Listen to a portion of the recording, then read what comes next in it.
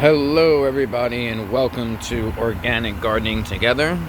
This is Paulie and I'm just doing a little update video. I came outside and these are my Tendergreen green beans.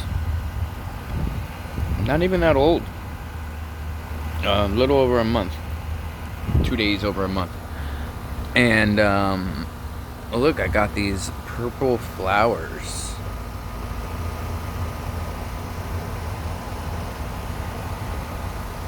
Got one there and one on this little guy. So I guess my beans are coming soon. I want my beans. I don't know exactly what this means, but we need some beans. Alright. Thanks for watching. We're 4 weeks in on this plant since sowing it into the soil. Pretty quick to get some flowers. I mean, I guess I won't get some beans for a while. Well, I'll keep you guys updated.